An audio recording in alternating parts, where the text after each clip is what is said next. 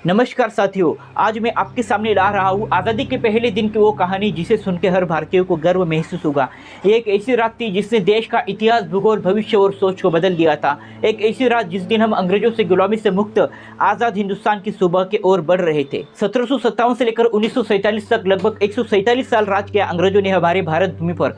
फिर जाके 15 अगस्त 1947 को हमारा भारत देश आज़ाद हुआ और पिछले साल ही 75वीं सालगिरह हमने इस आज़ादी की पूरी की। देश की आज़ादी के लिए लाखों हिंदुस्तानियों ने अपने प्राणों का बलिदान दिया। उनकी खून की कीमत के तौर पर हम आपके सामने बात कर पा रहे हैं और आप हमें देख पा रहे हैं।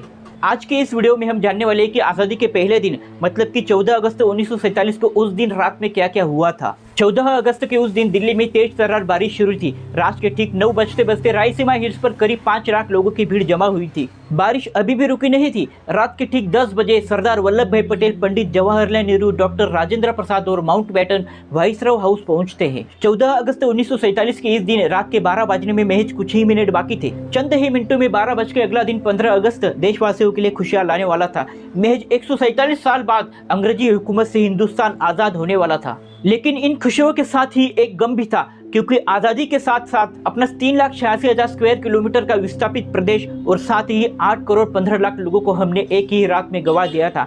क्योंकि देश का 2 टुकड़ों में विभाजन होने वाला था, हिंदुस्तान और पाकिस्तान। हिंदुस्तान यूं ही आज़ाद नहीं हुआ था,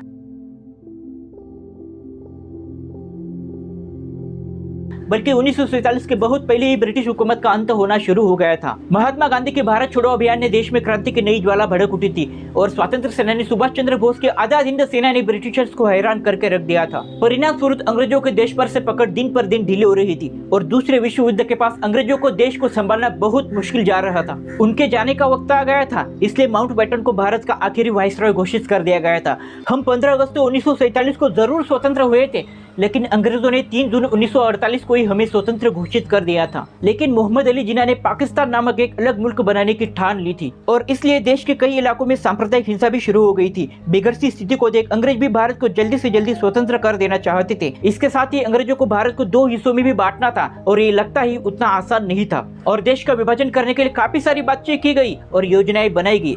दोस्तों, आपको लगता ही होगा कि सिर्फ भारतीय लोग ही शुभ और अशुभ मानते हैं, लेकिन नहीं, अंग्रेज लोग भी शुभ और अशुभ मानते थे। और इसी अंधविश्वास के साथ 15 अगस्त 1947 ये दिन भारत को स्वतंत्र करने का घोषित किया गया, क्योंकि माउंटबेटन का मानना था कि 15 अगस्त 1945 के दिन ही जापान ने शरणागति स्वीकारी थी और वर्ल्ड वॉर 2 खत्म हुआ था। और ये बात अंग्रेजों सहित उनके मित्र राष्ट्रों के लिए काफी खुशी वाली थी। और ये भी सवाल उठता है कि 12 बजे का ही वक्त आजादी के लिए क्यों चुना गया, क्योंकि भारतीय ज्योतिषियों का मानना था कि 12 बजे का वक्त देश की स्वतंत्रता के लिए बहुत ही शुभ है, इसलिए ये वक्त ठहराया गया। साथ ही ये भी ठहराया गया कि पंडित नेहरू जी का भाषण 12 बजे के पहले ही खत्म होगा और इस तरह रात के 12 बजे शंखनाद के साथ ये भारतीय स्वतंत्र दिन की शुरुआत होती है।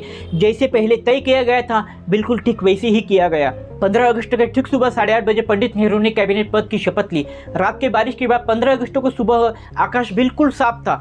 लोग आजाद भारत के स्वतंत्र तिरंगे को देखने के लिए बेसब्री से इंतजार कर रहे थे। सुबह ठीक 8:30 को भव्य भारतीय जनता के सामने ब्रिटिश राष्ट्रध्वज को उतारकर भारतीय तिरंगा को लहराया गया। देशवासियों के आंखों में खुशी के आंसू थे।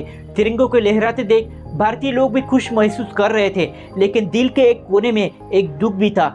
पाकिस्तान नामक देश का एक भाग छीने जाने का दर्द भी था। आजादी के बाद ब्रिटिश लोग एक साथ भारत छोड़कर नहीं गए थे।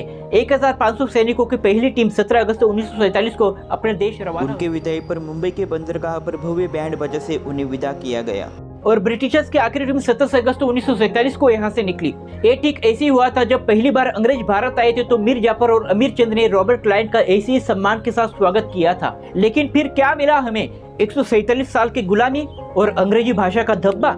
आज भी हम भारतीय लोग अंग्रेजी को इस तरह से चिपके हैं कि हम अपनी राष्ट्रभाषा को भूल रहे हैं। अंग्रेजों का हमने जिस प्रकार स्वागत किया, उन्होंने देश को लूट लिया, ठीक उसी प्रकार आज भी हम आपस में लड़ रहे हैं और चाइना जैसा देश आज भी हमारी जमीन पर लगातार कब्जा करते जा रहा है। गुलामी के वो 150 साल देश के लिए काफी खौफनाक थे। दोस्तों, ये थी 15 अगस्त 1947 के पहले दिन की 14 अगस्त की कहानी। दोस्तों, अगर ये वीडियो आपको पसंद आए तो इसे अपने दोस्तों के साथ शेयर जरूर करें। मिलते हैं अगले वीडियो में। धन्यवाद। Thanks watching to video. अगर आपको ये वीडियो पसंद आए तो इस हिस्टोरिकल प्लेलिस्ट को चेक कीजिए, जिसमें आपको बहुत सारे ऐतिहासिक वीडियो मिलेंगे, और बाकी वीडियोस देखने के लिए इस प्लेलिस्ट को चेक कीजिए, जिससे आपका नॉलेज बढ़ेगा। मिलते हैं अगले वीडियो में। धन्यवाद। जय हिंद।